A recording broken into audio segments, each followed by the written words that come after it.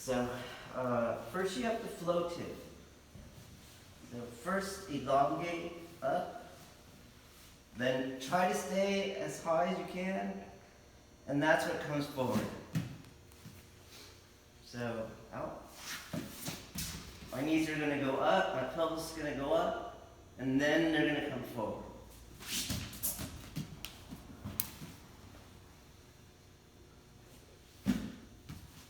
You're going to do it in 2 moves. 1, 2.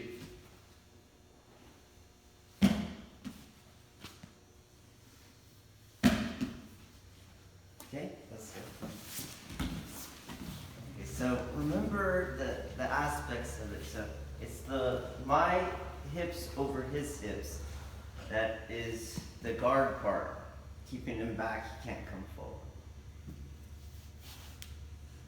Then my knees, my inner knees, you want to try to be on the back hemisphere. So if there's a line on his side, I don't want my knees on that line or worse in front of the line. Even if my legs are long enough. If your legs are long enough, take advantage of it. And then bring the third aspect. The bottom legs are on him, weight on him. So not out here. Okay? So up, in, and then weight is here. So he's gonna try to get up, and I'm just leaving that weight there.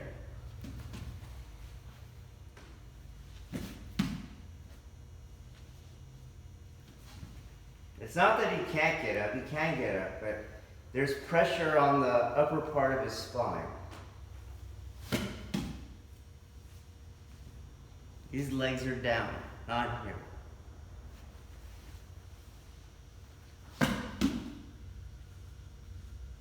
Okay, let's go. So, the first ground vector he has to deal with is this front part of my legs, okay? So, if he does not bring me up, and he just tries to bring me forward, I can just ground that part of his body. So, he has to first float me up, we'll go slow. Okay, up, goes up, and so I'm here. He changed the relationship. And now he has to feel that ground, and he has to get me over that. So he goes, boom, good. Okay, and now he has to be cognizant that this is not too low because I can move up and I'm right back where I started. Okay? So he has to feel, give me the final position. Okay? He has to be wary that I'm not coming inside of this thing. At the same time, I move under this thing. I'll get right back where I want to be. Okay? So he's going to float. Then you should feel my knees. I go over it. Good. And then he's got to keep me down as high as possible. So let's scoot this lower. Because if it's low, it's easy just to reset. Okay? So again, elongate, over the knee, boom, and then down. So for me, this is too low. There you go. You got to really try to get to the top part of my spine. Okay? Because as he goes, boom, boom, and he's low, it's easy for me to move inside of the same thing that I was reversing. Okay? And it should not be so easy. So let's say difference in torsos, leg length, all that kind of stuff. Okay? I'm still going to float, then over the knees, and if I have to, I'll climb again. I got to be as high as possible and not down here where it's comfortable. So feel how you can S up it. Yes. So when I come up, boom, try to be here as high as possible. So he goes, it's hard for him to S out of that. Okay? All right, let's try. All right, so you have to be sensitive to be able to determine what are the structures of his equilibrium. Okay, and then otherwise, how do I deconstruct them? Usually what the beginner does is they just deconstruct by the application of a form, which kind of technically pre-deconstructed what they're doing. But you'll find when you go to Jiu-jitsu, it doesn't really work that way. The dude moved a little bit, things are a little bit off, so you always have to be able to adapt the form. In order to adapt the form, you have to be able to tell what is constructing his equilibrium so that you can deconstruct it. So we'll scoot back, and he's here. And we're going to look at that foot, okay? So right now he's balancing between my grip and that foot, okay? So a lot of you will just kind of like turn like this, you see? So you're going and you turn the guy. But now we're in Jiu-jitsu and he'll get out of it if he wants. So once you pin the foot, do you feel that difference? Okay, so he's going to try to walk on that foot. It's very hard to do, you see. But when you do the momentum throws, it's him that decided not to move his foot. And so when you go to Jiu-jitsu, he gets his decision back. Do you understand? So there has to be a pin on the foot. Can't be here. You can keep walking. And you can even if I go low, if there's no pin on the foot, it doesn't matter. And it doesn't matter even if I go fast. That foot has to be pinned. Cannot be movable. So I pin the foot, and then my next energy has to go past that. So I don't go just here. It's got to go past. And the best way of going past is at a vector different from his forward progress. So I don't go this way, but boom this way. Foot, boom. So you deal with that all the time. He's down. And that's what he's dealing with here. So as he goes up, we're going to go slow. Then he should feel that foot. And he'll feel when I get on the other side of that articulation. You know what I mean? So I go up. I'm still on this side of that fulcrum. But there's going to be a time when my center of gravity is on the other side of that fulcrum. So we're going to now incorporate the arm drag. And at this point, and every point where my line of gravity is on that side of my front knee, he's not pulling. He's just checking. He's getting ready. So he's going to feel, and when he feels me coming over, that's when he adds the arm drag to the knee pull. Go. Whoa. To pull the arm with my weight on the other side is a yang-yang clash. And it's mechanically inferior. So he goes, let's say he does the thing, and he goes to pull the arm, he's going to find that's really heavy and I can get a lot of resistance in there because I can continue to ground vector off of that front part of my leg. So he has to get my line of gravity going forward. You want to keep any slack out. You're just not pulling on it. So if I'm letting you move it, but you don't pull me into that front post. He goes, you'll feel it, that's when he goes. So he's doing the first drill, up, float, boom, pull. And it's more of a push really when you think about it. Boom, pop, boom. Okay, let's go.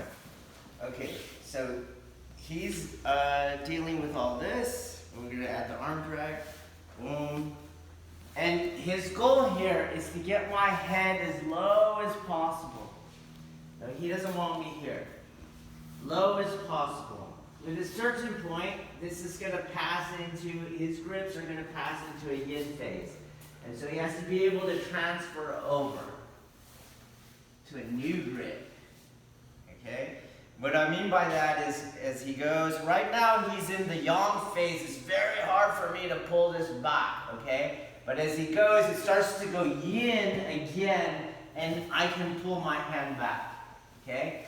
So he has to transfer over, and he's going to go into that side scissor, okay? And so it's the same concept as he's trying to be on the top, the highest part or the longest part of my spine is a lever. He goes, boom, boom, and he's going to move over, let me fix you, and try to get this knee higher up my back to stop me from coming up like I just did. He can go to a lat pull too. He goes, boom, pop, as he goes over, but it's about weight on the upper part of my body. So shift all this down, lower your hand down. It's just very easy for me to reverse everything. Let me in. It's not enough just to get that side scissor. So elongate, feel the spot, the knee, then the push to as low as possible, and then up high up on his spine, not down low on his waist, up here, okay? Because what I want is to take advantage of the back exposure. So look at his head and get your head higher than his. That's going to make the back, taking advantage of the back exposure, much easier. So here, down, down, here.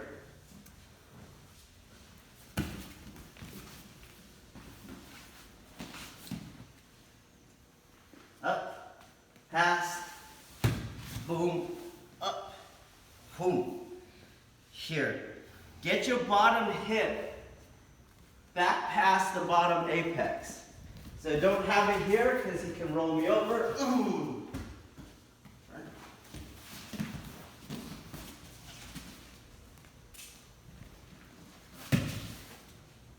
My bottom hip is going to turn under. And that's what brings this knee up higher. Boom. Head above his head. Weight down, down, down. Okay, let's go.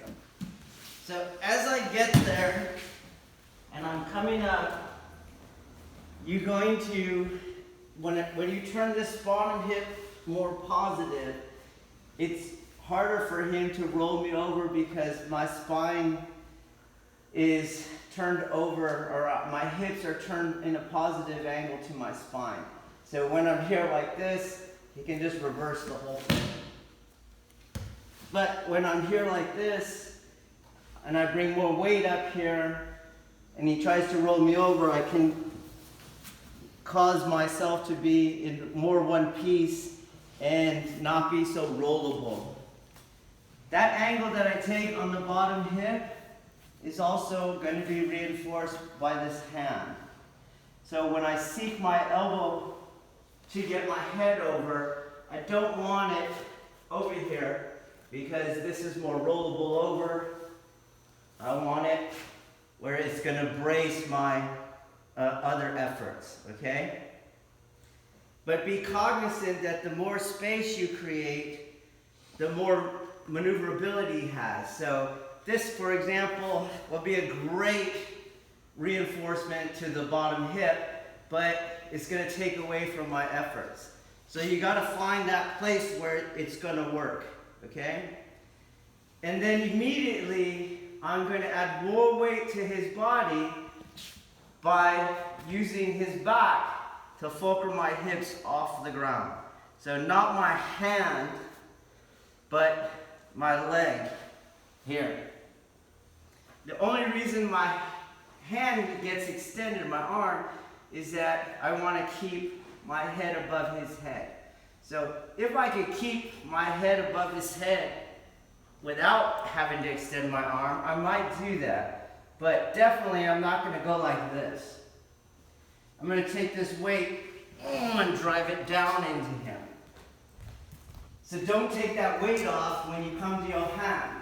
So it goes one, and then my hand, he should feel more weight when I come to that hand. Not less weight, because I'm back over here.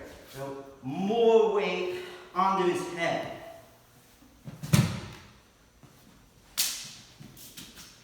Still working with weight on the distal end of his spine. Boom. Up. Keep the hand from posting. Just pin it. Weight on his head. Take him into the front. Inward Kazushi. Okay, let's go. So just skill review again. I'm going to try the knee pull and the arm drag. And it's, even though I'm on the positive side of his line of gravity and his base of support, people are strong, so they pull. They can pull it in, okay? So we're going to use that for the triangle opening. So, boom, he pulls. I'm going to shove it in and then come on top of the trapezius. But in order to do that, I have to keep this in place, and that's what I use to fulcrum my hips up. So we'll go slow so you can see. I'm trying it, I'll feel it, I go with the energy, keep this in place, use that to lift my hips. Back of my knee is on the trapezius. Heel comes down, and I'm applying the same concept of being on the distal end of his spine, so you see that I still have the same knee pulling action. Okay? I'm not down here or up here. Pulling him in. Knee pulling, he fights it, boom, over the top I go. Back on the distal end. Okay? Here. Let's get it. There's not two arcs. So as I'm on the outside, I can go on the inside. Okay? As I'm on the inside, I can go to the outside. So we're just going to play around, and you'll see that I can change positions going from one hand inside out all the time. So I'm doing the same thing here. So I'm going to grab like this. You pull. He goes to shove the arm back, and I come around it so I can shove that into him.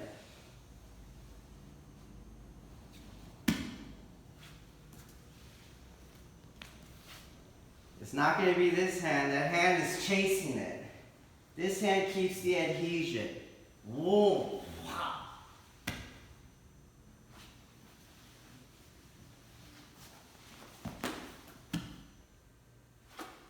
Okay, let's go.